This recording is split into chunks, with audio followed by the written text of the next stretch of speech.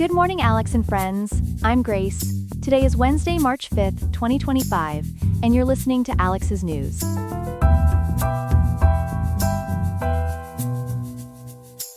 The weather in Riverside will be mild today, with a high of 68.1 degrees and a low of 50.2. Coming up on today's show, we'll examine the international fallout as countries around the world implement retaliatory measures against Trump's tariff policies. Then, we'll look at the remarkable weather phenomenon that simultaneously triggered blizzards, tornadoes, and wildfires across different parts of the United States. And finally, we'll explore how pharmaceutical giant Eli Lilly is transforming the weight loss medication landscape by selling directly to consumers, potentially bypassing traditional healthcare gatekeepers. Stay with us for these stories and more on Alex's News.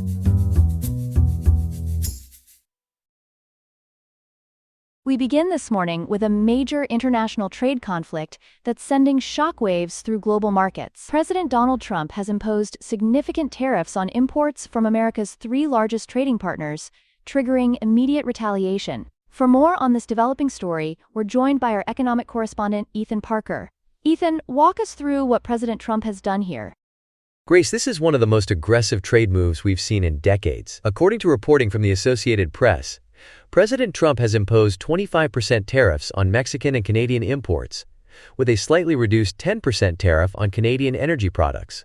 He's also doubled the tariff on Chinese products to 20%. The Star Tribune notes that economists are predicting these actions will raise America's average tariff to its highest level since the 1940s.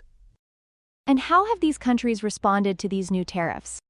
The response has been swift and forceful across the board. In Canada, Prime Minister Justin Trudeau has announced plans to impose tariffs on over $100 billion worth of American goods over the next 21 days. That's just 21 days from now. Boston.com reports that Trudeau called Trump's move a very dumb thing to do and emphasized how deeply integrated the U.S. and Canadian economies are. What about Mexico and China? Have they announced similar measures? Yes, they have. Mexico's President Claudia Sheinbaum has stated they will respond with their own retaliatory tariffs, though the Star Tribune reports they haven't released specific details yet. Mexico has indicated they hope to de-escalate the situation, but feel compelled to respond. As for China, Beijing has already imposed tariffs of up to 15% on U.S. farm exports and expanded restrictions on American companies. YLX-TV reports that Chinese officials have stated they're ready to fight till the end, though they appear to be calibrating their response to avoid further escalation. This sounds like it could have significant economic implications. What impact are we already seeing?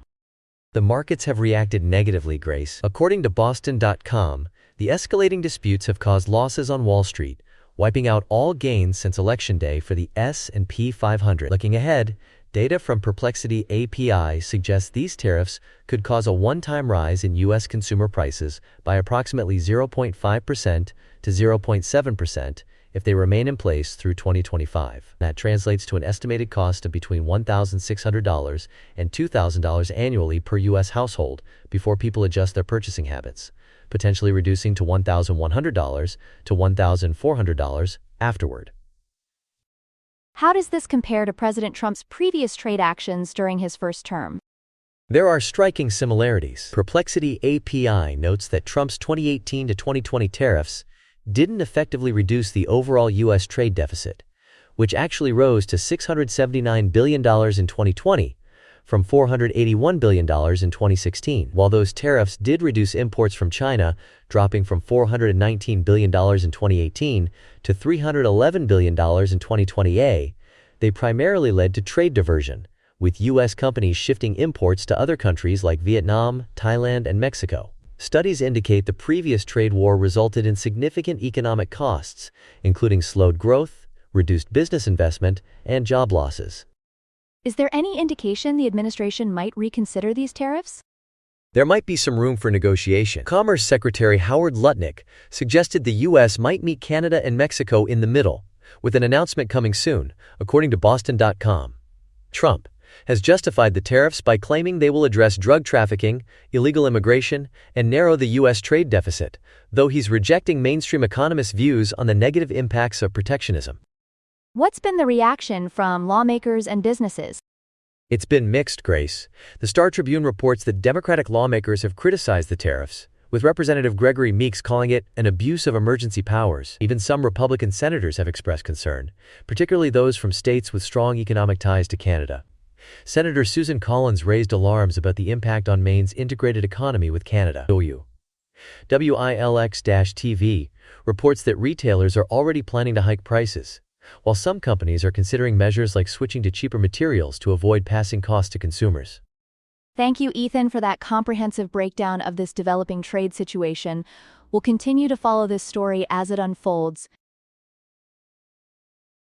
We're continuing our coverage of the massive storm system that's wreaking havoc across the country. Joining us now is our weather reporter Chloe with more details on this powerful system that's threatening multiple states with blizzards, tornadoes, and fires. Chloe, this seems like an unusually dangerous weather event. That's right, Grace. According to USA Today, we're looking at a storm system that has already impacted an estimated 170 million people across more than 20 states since it began yesterday.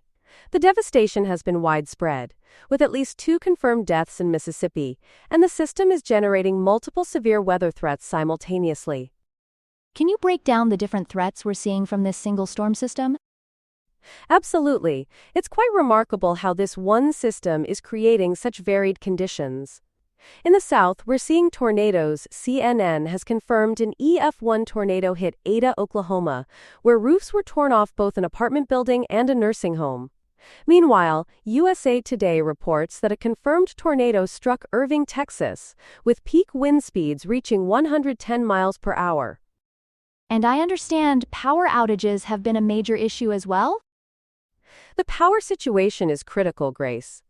According to CNN, over 458,000 homes and businesses lost power across Texas, Oklahoma, Louisiana, and Mississippi.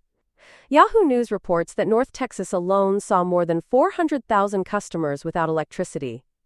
As of today, Perplexity API notes that the number in Texas has decreased to over 178,000, with approximately 23,000 still without power in Louisiana and 18,000 in Mississippi.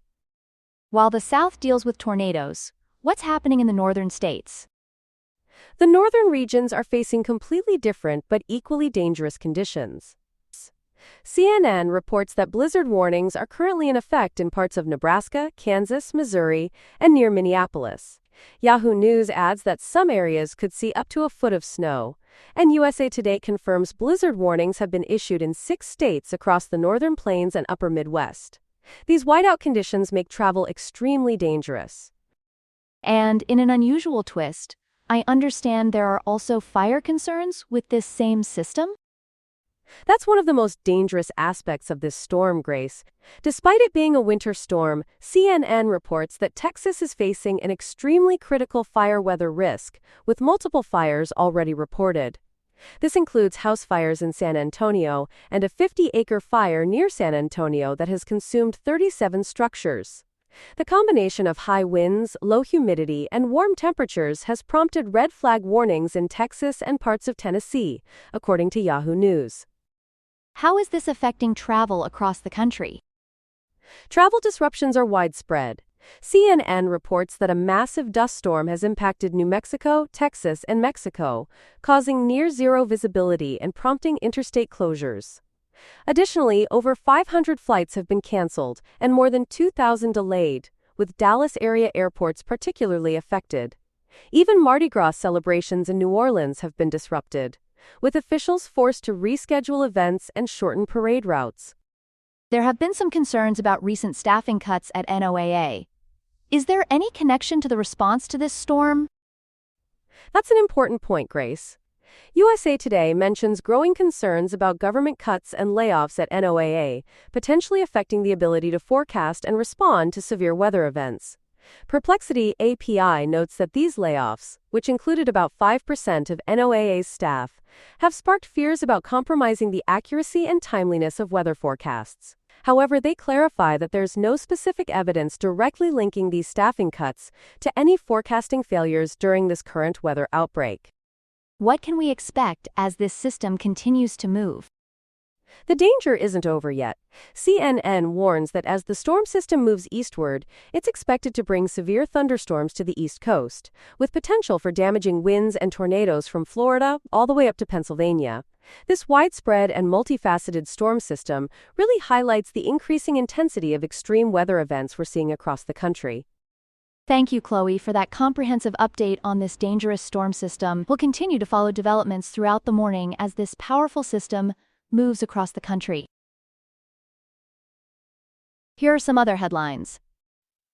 Israel's supply cutoff to Gaza has sent prices of essential goods soaring as aid groups race to distribute dwindling stocks. The cutoff, aimed at pressuring Hamas into accepting a new ceasefire proposal that includes the release of Israeli hostages, has created a severe humanitarian crisis. Prices have skyrocketed, with chicken increasing from 21 to 50 shekels per kilogram, and cooking gas jumping from 90 to 1,480 shekels for 12 kilograms. Aid organizations are struggling to distribute limited supplies, with critical medical items unable to enter Gaza. Egypt has condemned Israel's decision, calling it starvation as a weapon. The situation remains volatile, following the expiration of the first phase of a ceasefire that was agreed upon in January. Veterans are speaking out against the Trump administration's plans to cut the VA's budget. These proposed changes, linked to the Heritage Foundation's Project 2025, include reducing benefits for disabled veterans, automating claims processes, and closing VA clinics in favor of community-based outpatient facilities. Critics argue these actions could dismantle essential services and leave the VA understaffed, potentially reducing access to specialized care not readily available in the private sector. Veterans also express concern about the impact on employment, as they make up a significant portion of the federal workforce. A Senate panel is questioning Trump's nominee to lead the National Institutes of Health. The nominee, a health economist who has previously clashed with NIH officials, faces scrutiny as part of the confirmation process. The questioning covers the nominee's qualifications, policies, and past actions to assess their suitability for leading this critical federal agency responsible for conducting and supporting medical research. Greenland's Prime Minister Mette Barup Ejade has declared, "Greenland is ours," in response to President Trump's renewed interest in acquiring the territory.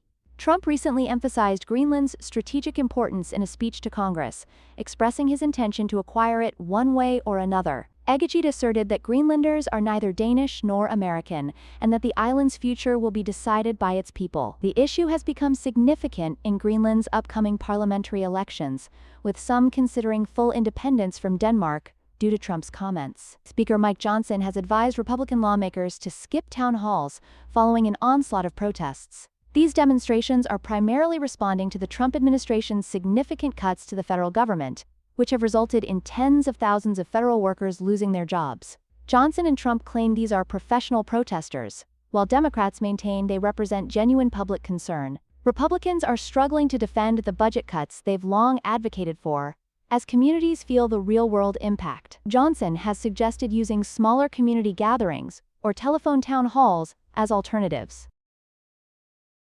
In health news today, a major pharmaceutical company is changing how patients can access one of the most sought-after weight loss medications on the market. We're joined by our health correspondent Ethan with details on this development. Ethan, tell us about this new approach from Eli Lilly. Thanks, Grace. In what represents a significant shift in prescription medication distribution, Eli Lilly is now offering its popular weight loss drug Zepbound directly to patients through its Lilly Direct platform at discounted rates for those willing to pay cash. According to NPR, this approach essentially bypasses traditional insurance channels, and approximately 100,000 people, representing about 10% of all Zepbound users, are already purchasing the medication this way. That's a substantial number of users. What kind of pricing are we looking at with this direct-to-consumer model? The pricing is notably lower than retail, Grace. NPR reports that the discounted vials of Zepbound, which require self-injection with a syringe, are priced between $349 and $699 per month, depending on dosage. That's a substantial reduction from the $1,086.37 list price for the auto-injector pen version typically found in pharmacies. Specifically, a 1-month supply at the 2.5 milligram dose costs $349, while the 5 milligram dose is priced at $549. And why is Eli Lilly making this move now? Is there something happening with insurance coverage for these medications? That's exactly right, Grace. This direct approach comes at a critical time when insurance coverage for weight loss medications is actually decreasing. According to Perplexity, many private insurers are reducing or eliminating coverage for GLP-1 drugs when used solely for weight loss. For example, Blue Cross Blue Shield of Michigan will stop covering these drugs for weight loss starting January 2025. That's in about 10 months, affecting nearly 10,000 members. Independence Blue Cross and Kaiser Permanente are implementing similar restrictions. What's the broader insurance landscape look like for these weight loss drugs?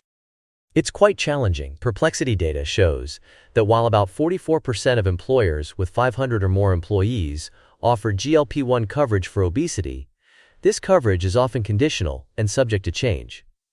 Medicare doesn't currently cover GLP-1s for weight loss, though there are proposals to expand coverage. And as of August 2024, only 13 state Medicaid programs cover these medications for obesity treatment. There's also been some controversy around compounded versions of these drugs, right? How does that factor in? That's a crucial part of the story, Grace. According to AOL, the FDA announced on December 19, 2024, that the shortage of tirzepatide, the active ingredient in both Zepbound and the diabetes drug Mounjaro, was officially over. During the shortage, many patients had turned to cheaper, off-brand versions available through compounding pharmacies at prices ranging from $250 to $350. With the shortage declared over, these pharmacies were required to stop selling their compounded versions.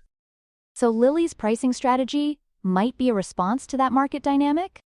Precisely. Perplexity analysis suggests that Eli Lilly's pricing through LillyDirect may be strategically positioned to attract patients who might otherwise have opted for compounded alternatives. By offering Zepbound at a price point that, while higher than compounded versions, is still significantly lower than the full retail price, Lilly can maintain market share while emphasizing the safety advantages of an FDA-approved medication. Even with these discounted prices, are these medications affordable for most Americans?